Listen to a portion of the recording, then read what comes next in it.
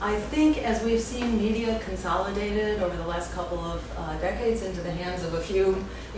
major corporations, we've definitely seen the media hijacked from being a public service institution to being a very compromised institution. And it's very funny because the candidates who refuse to give press conferences are the ones who get all the coverage, and those of us who, are happy, more than happy, in fact, not even happy, but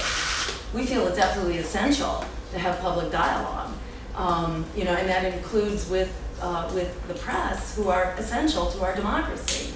Those of us who are ready to engage in this process are largely ignored by the corporate media, or the corporate media is under attack, and they will take really trivial things that are not a part of our agenda whatsoever, and basically try to stick in the knife. And this is kind of what we expect from the corporate media. Those of us who've been working in social movements for truly transformational change, for human rights,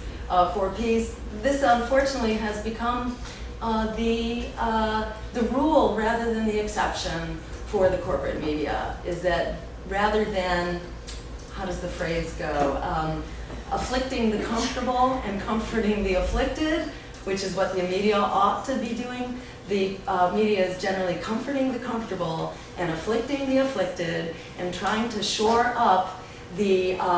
very biased and problematic power structure that we have, and to silence political opposition.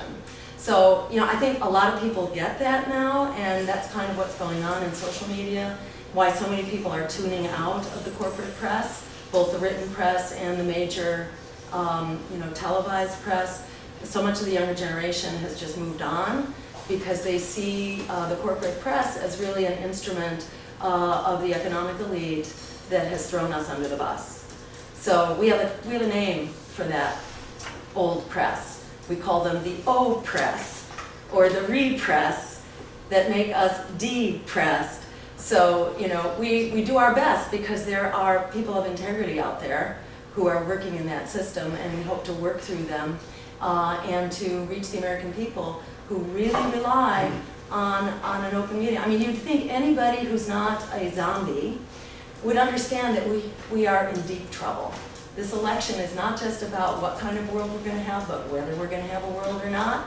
And for the people who are instruments of that political oppression and that media oppression, I wish you luck sleeping at night as our world continues to fall apart. And I thank people who are really here to help create an honest and open and fair public dialogue that